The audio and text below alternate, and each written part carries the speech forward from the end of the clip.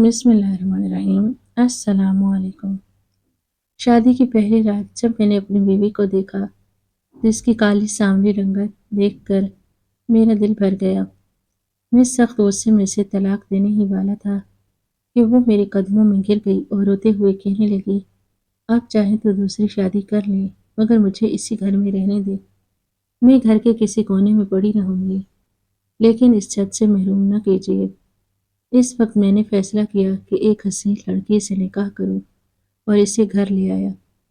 मेरी पहली बीवी फिर नौकरानी की तरह इसकी खिदमत करने लगी। घर के सब लोग खुश थे क्योंकि मुफ्त की खिदमत गुजार मिल गई थी। मगर एक रात मुझ पर ऐसा इंकशाफ हुआ कि मेरी रूह कांप उठी। मैं घर के बाहर खड़ा अंदर जाने की हिम्मत भी नहीं कर पा रहा था। करीब की मस्जिद से मगरिब की अजान बुलंद हुई तो मैंने आसमान की तरफ देखकर लंबी सांस ली। सर्दियों की शाम तेजी से रात में बदल रही थी। मैं सोचने लगा, जाऊं या ना जाऊं, मुझे घर में दाखिल होना ही है, क्योंकि मेरे पास और कोई ठिकाना भी तो नहीं था। आखिरकार मैंने दरवाज़ा खोला और अंदर दाखिल हुआ। घर हमेशा की तरह चमक रहा था। मार्बल में मेरा अक्स साफ दिखाई दे रहा था, गोया दिन में कई बार सफाई की गई हो। मैं मिट्टी से अटे जूतों के साथ चलता गया तो पीछे निशान बनते चले गए। ड्राइंग रूम में दाखिल हुआ तो मेरी दूसरी बीवी फरीहा खूब सजी संवरी काले लिबास में टीवी देख रही थी। हाथ में चाय का कप था। वो देखते ही मुस्कुरा दी और मुझे पास बैठने का इशारा करने लगी। फिर इसने किचन की तरफ रुख किया और आवाज़ दी, सुरैया, ज़रा यासिर के लिए भी चाय ले आओ। मैं खामोशी से इसके पास जा बैठा, मगर आज मेरा दिल बुझा हुआ था। फरीहा ने भी मुस्कुरा कर इसके लिए वो मुझे मुख्तलिफ बातों से मेरा ध्यान बटाने की कोशिश करने लगी। थोड़ी ही देर में सुरैया चाय का कप लेकर बाहर आई। मैं चौंक उठा, मगर खामोशी से कप मेरे सामने रखकर वापस पलट गई। जाते जाते रास्ते में बिखरे खिलौने भी समेटती चली गई। मेरी नज़रें दूर तक इसका ताक़ुब करती रहीं। खाने के वक्त हमेशा की तरह लजीज पका सालन था, गोया सुरैया के हाथों में जादू था। फरीहा खाने के दौरान भी मुसलसल बातें करती रही, मगर मेरा ध्यान कहीं और था। मैं बहाना बनाकर जल्दी से उठ गया, मगर रात भर करवटें बदलता रहा। नींद आंखों से कोसों दूर थी और आखिरकार दिल बोझल के साथ उठा और कमरे से बाहर निकल आया। ड्राइंग रूम में आहिस्ता आहिस्ता टहल रहा था कि अचानक ही कमरे से आवाज़ आई। मेरे कदम खुद ब खुद इस तरफ बढ़ गए। मैंने दरवाजे पर हाथ रखा और खोला तो अंदर का मंजर देखकर ज़मीन मेरे कदमों तले से खिसक गई। जो कुछ मैंने देखा वो मेरी बर्दाश्त से बाहर था।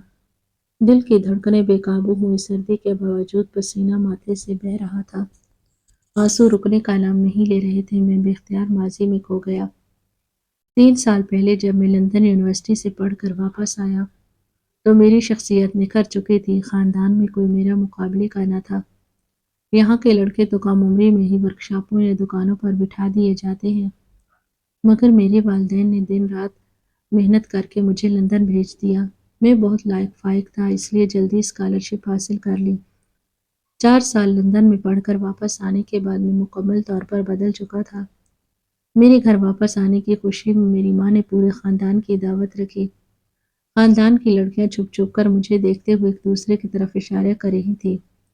हर माँ की यही ख्वाहिश थी कि मैं इनका दामाद बनूं।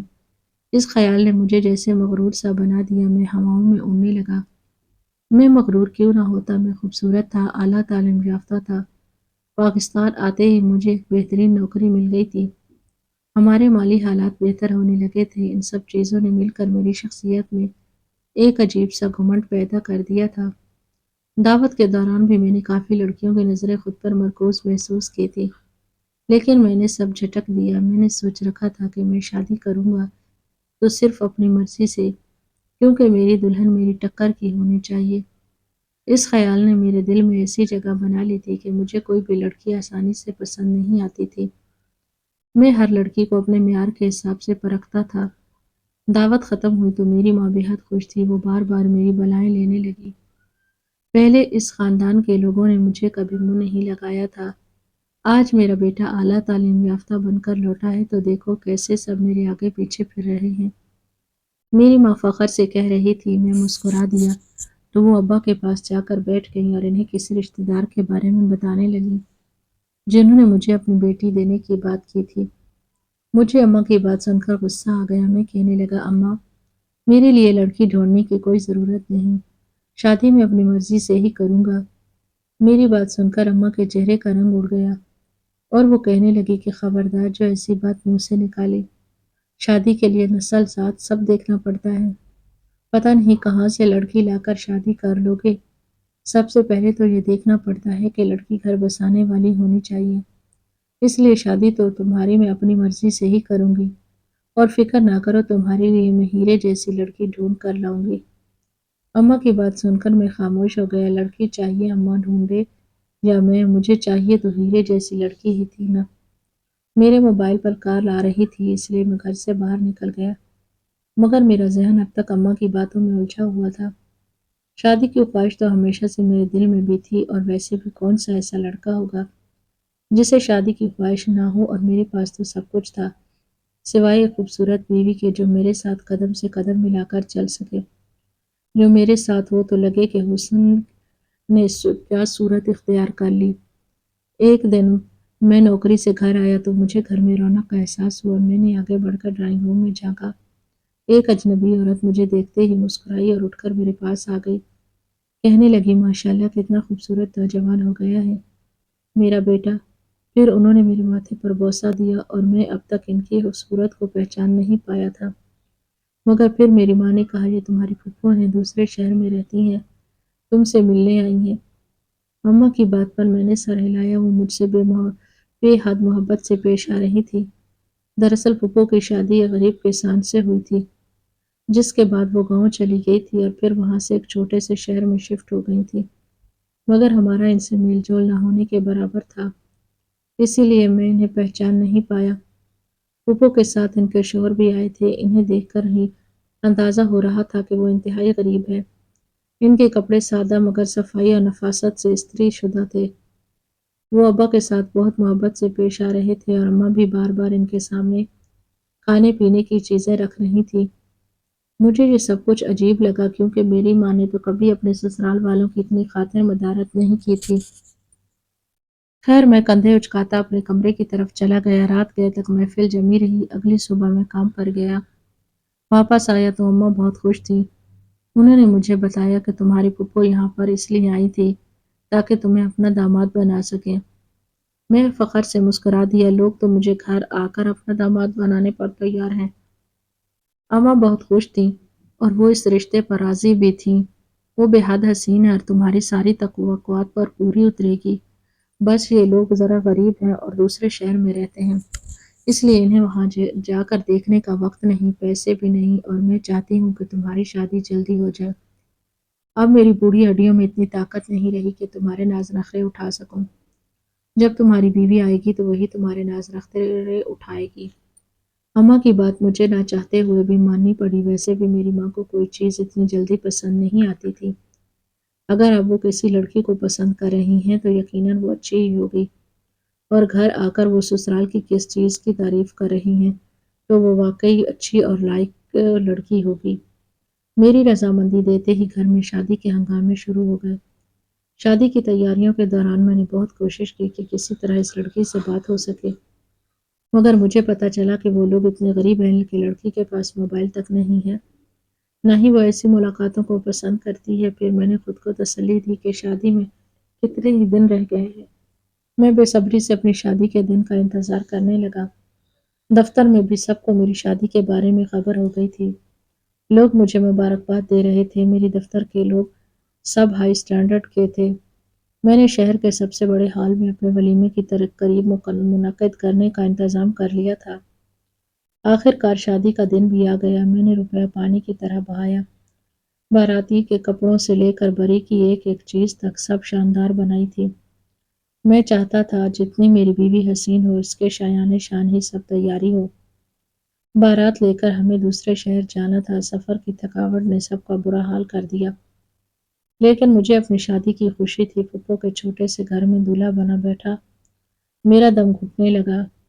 میں نے اماں سے کہا کہ پھپھو سے کہیں وہ کوئی ہال بک کر لیں، مگر اماں نے کہا وہ بہت غریب لوگ ہیں، افورڈ نہیں کر سکتے۔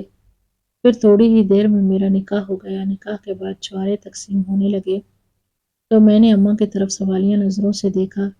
क्योंकि मुझे भूख लगी थी और बाकी बारातियों को भी, मगर दुल्हन वालों की तरफ से खाने का कोई इंतजाम दिखाई नहीं दिया। आखिर मैंने अपने बराबर बैठे ससुर से पूछा तो वो कहने लगे, बेटा हमने पहले ही कहा था, हमारी इतनी गुंजाइश नहीं कि हम सब बारातियों को खाना खिला सकें। आपकी अम्मी से बात पहले हो चुकी थी, उन्होंने कहा था बारातियों को खाना वो खुद खिला देंगी। अपने ससुर की बात सुनकर मेरे सर पर आसमान टूट पड़ा। मुझे बेहद गुस्सा आया। ये तो सरासर मेरी बेइज्जती थी। मेरे साथ आए मेहमान क्या सोचेंगे? मैंने ऐसे लोगों में शादी की जो अपनी बेटी के ससुराल को खाना तक नहीं खिला सकते। ये सोचकर मेरा खून खौलने लगा, मेरा चेहरा सुर्ख पड़ गया। ससुराल वालों के खिलाफ दिल में पहली दरार पड़ चुकी थी। मैं खामोशी से उठा, अपनी जानिब से खाने का इंतजाम करवाया। कुछ ही देर में खाना आ गया, बाराती खाने लगे। मैं अम्मा से पूछना चाहता था, मगर वक्त मुनासिब नहीं था। फिर थोड़ी देर बाद ही मेरी दुल्हन को मेरे बराबर बिठा दिया गया। मैं इसे देखकर मुतमईन हुआ, क्योंकि वो लंबे कद की थी, मगर इसके चेहरे पर घूंघट था। इसके नाजुक वजूद को देखकर मैं सोच रहा था, यकीनन बेहद हसीन होगी। मुझे रुखसती की जल्दी होने लगी, क्योंकि मजीद वहां बैठना नहीं चाहता था। थोड़ी देर बाद हम दुल्हन लेकर वापस आ गए। घर पहुंचते पहुंचते 12 बजे। मैं बेसब्री से इंतजार कर रहा था, मगर मेरी माँ को रस्मों की पड़ी थी। छोटी छोटी कई रस्में करते करते रात गुजर गई। आखिरकार मैंने अम्मा को इशारे से कहा, मैं थक चुका हूँ, कमरे में जाना चाहता हूँ। माँ ने मेरी बात पर मुस्कुराकर दुल्हन को कमरे में बिठा दिया। इनके चेहरे पर एक अजीब मुस्कुराहट थी, जिसकी वजह मुझे समझ न आई। जब मेहमान कमरे से निकले तो मैं पलटा। कमरा असली फूलों से सजा था। दुल्हन बेड पर लहंगा फैलाए बैठी थी। मैं काफी देर तक इसे देखता रहा। मेरी जिंदगी की सबसे बड़ी कमी आज पूरी हो गई थी। मैं मुस्कुराते हुए आगे बढ़ा और घूंघट उठाया। इसे देखकर तो मेरे पैरों तले से जमीन ही निकल गई। मैंने फटी फटी बेयकीन नजरों से सामने देखा, जहां मेरी फूफो की बेटी दुल्हन के रूप में सजी संवरी बैठी थी। वो मुस्कुरा रही थी, मगर इस मुस्कुराहट के पीछे इसके चेहरे पर कोई कशिश नजर नहीं आ रही थी। इसका रंग बेहद गहरा था और नक्श भी बहुत मामूली से थे। इसे देखकर मेरे दिल में एकदम कराहियत उभरी। वो नजरें झुकाए खामोश बैठी थी, शायद तारीफ की मुंतजिर थी और शायद मुंह दिखाई के तोहफे की भी। मगर एक नजर डालने के बाद मेरा दिल ही नहीं चाह रहा था कि मैं इसे दूसरी बार देखूं। मेरे गुस्से से दिमाग की रगें फटने लगी थी। आखिर मैंने अपना सर थामते हुए इससे कहा, ये सब क्या है? मेरी माँ ने कहा था कि तुम बेहद हसीन हो, मगर तुम तो इतनी बदसूरत हो कि एक बार देखने के बाद दोबारा देखने को दिल नहीं चाहता। तुम मेरे मियार के मुताबिक हरगिज भी नहीं हो। बहुत बड़ी गलती हुई मुझसे जो देखे बगैर शादी कर ली। मेरी बात सुनकर वो धीमा धीमा मुस्कुराती लड़की एकदम चौंक गई। मेरी तल्ख बातों से इसकी आंखों में आंसू भर आए, मगर मैं क्या करता। मुझे स्याह रंगत से वैसे ही उलझन थी, और मैंने कभी ख्वाब में भी नहीं सोचा था कि मेरी बीवी की रंगत इतनी काली होगी। गहरी सांवली रंगत पर मेकअप ने इसे और बदसूरत कर दिया था। घबरा कर मैं बेड से नीचे उतर गया और कहने लगा, मैं तुम्हें छोड़ दूंगा, तलाक दे दूंगा। मैं तुम जैसी लड़की को अपनी बीवी बनाकर नहीं रख सकता। मुझे तो समझ नहीं आ रहा था कल वलीमे की तकरीब में क्या करूंगा। सब लोग मेरा मजाक उड़ाएंगे, ये सोचकर मेरा दिल डूबने लगा। मेरी बात सुनकर वो अचानक बेड से उतर आई और मेरे पाँव पकड़ कर रोने लगी। खुदा के लिए काशिफ, मुझे मत छोड़ना, मुझे तलाक मत देना। मेरे वालिदैन बहुत गरीब हैं, वो ये सदमा बर्दाश्त नहीं कर सकेंगे। तुम चाहो तो दूसरी शादी कर लो, मैं कुछ नहीं कहूंगी। मैं कोने में पड़ी रहूंगी, सारा घर का काम भी करूंगी, मगर मुझे मत छोड़ना। वो ज़ारों कतार रो रही थी। इसके सांवले हाथ मेरे सफ़ेद पैरों पर बहुत अजीब लग रहे थे। मैं घबरा कर पीछे हट गया। मेरा दिल चाह रहा था कि कमरे की हर चीज़ तोड़ फोड़ दूं। आखिरकार काफ़ी देर कमरे में घूमने के बाद जब कुछ समझ न आया तो मैं कमरे से बाहर निकल आया, तो देखा माँ सोफे पर बैठकर तस्बीह पढ़ रही थी। मेरे कमरे से निकलने पर वो मुस्कुराई। उन्होंने मुझसे कुछ नहीं पूछा, क्योंकि शायद वो जानती थी कि हकीकत सामने आते ही मेरा यही रद्द-ए-अमल होगा। मैं काफ़ी देर तक गाड़ी को लेकर सड़कों पर घूमता रहा। फिर सोच लिया कि मैं अपने मियार के मुताबिक ज़रूर किसी हसीन लड़की से शादी करूंगा। अगले दिन वलीमे की तकरीब थी। मैंने दुल्हन से कह दिया कि वो चेहरे से घूंघट नहीं उठाएगी। इसने मेरी बात मान ली और आने जाने वालों को वो खुद ही खामोश करवाती रही। जो पूछते कि दुल्हन कब घूंघट उठाएगी, मेरा दिल इससे सख्त बदजन हो चुका था। शादी के बाद जब दावतों का सिलसिला शुरू हुआ तो मैं बहाने बहाने से सबके घरों में जाने से इनकार करने लगा। दूसरे ही दिन दफ्तर चला गया। मेरा बेहतरीन दोस्त कुछ न कुछ भांप चुका था, کیونکہ میرے جیسے گھومنے پھرنے کے شوقین آدمی کا اگلے دن دفتر میں جانا اسے عجیب لگا۔ اس نے مجھے شام کی دعوت پر اپنے گھر بلایا۔ میں نے انکار کرنا چاہا مگر اس نے سختی سے کہا تمہیں آنا ہوگا۔ ویسے بھی شادی کے اگلے دن کون دفتر جاتا ہے، تم ہنی مون پر بھی نہیں گئے، کم از کم اپنی بیوی کو میرے گھر دعوت پر لے آؤ۔ دوست کی بات مان کر شام کو میں بیوی کو لے کر اس کے گھر گیا۔ اس نے جیسے ہی میری بیوی کا چہرہ دیکھا میری حالت سمجھ گیا کہ میرا چہرہ کیوں اترا رہنے لگا ہے۔ اس کے گھر والوں نے طرح طرح کے کھانے پکائے ہوئے تھے، وہ سب مجھے اپنے گھر کا فرض سمجھ رہے تھے، حالانکہ میں پہلی بار ان کے گھر گیا تھا۔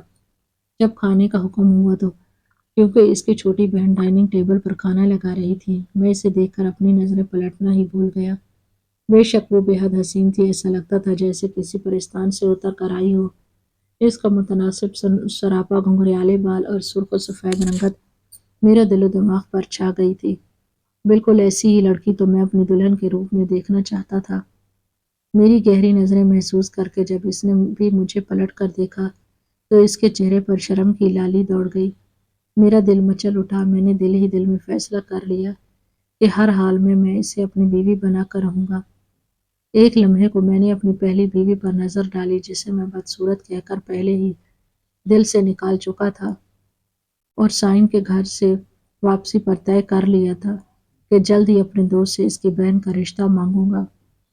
میں نے زیادہ دیر نہیں لگائی، اگلے ہی دن اپنی خواہش اپنے دوست کے سامنے رکھ دی۔ پہلے پہل وہ حیران ہوا اور بولا کاشف ابھی تو تمہاری شادی کو چند دن ہوئے ہیں۔ میں نے اسے سمجھایا وہ میرے والدین کی پسند تھی، جبکہ میں اپنی پسند سے ایک حسین سی لڑکی سے شادی کرنا چاہتا ہوں، اور پھر مجھے تمہاری بہن سے محبت ہو گئی ہے۔ یقین جانو میں اسے دنیا کی ہر خوشی دوں گا۔ میری بات سن کر وہ سوچ میں پڑ گیا، مگر میرے مرتبے، دولت کی چمک اور شان و شوکت دیکھ کر وہ اپنی بہن کا رشتہ دینے پر راضی ہو گیا۔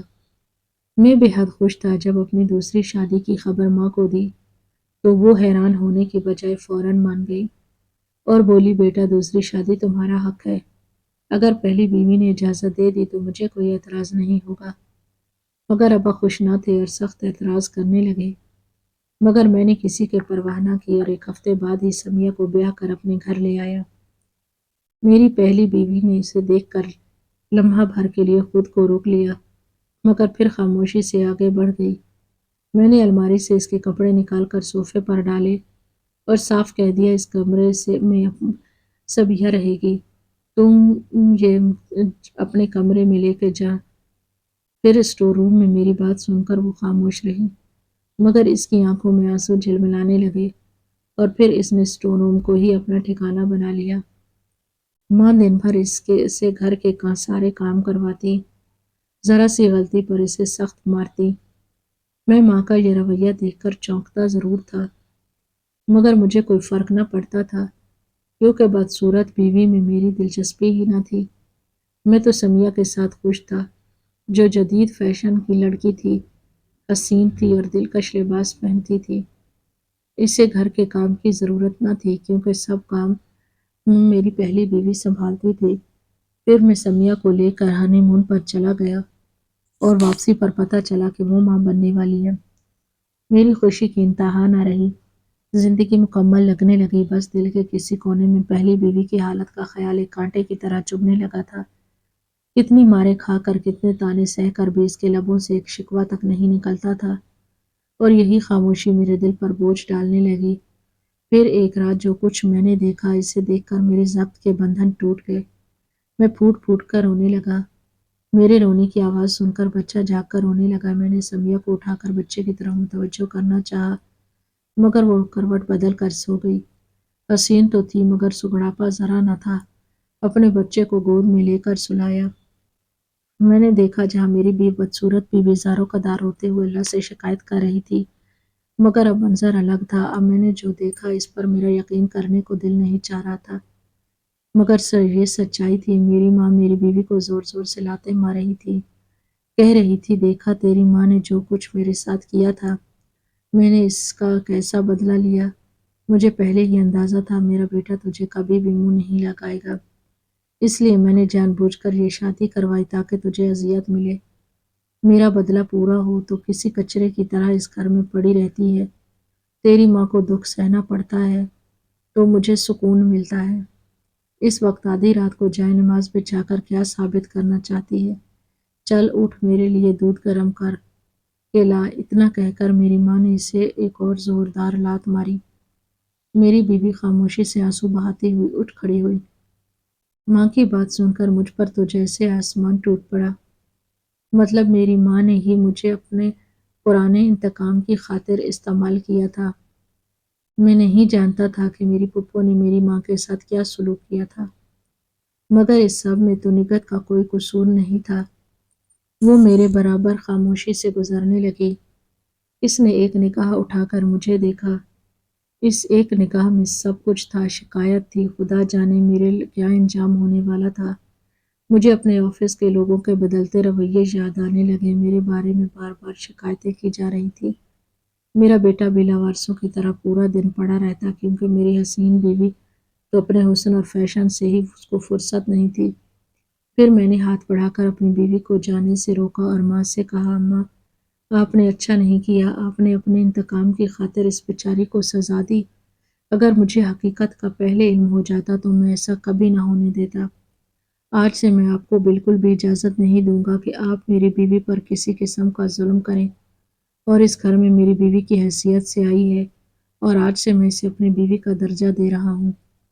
میری بات سن کر میری ماں گڑبڑا گئی اور میری بیوی کے چہرے پر ایک روشنی سی آ گئی۔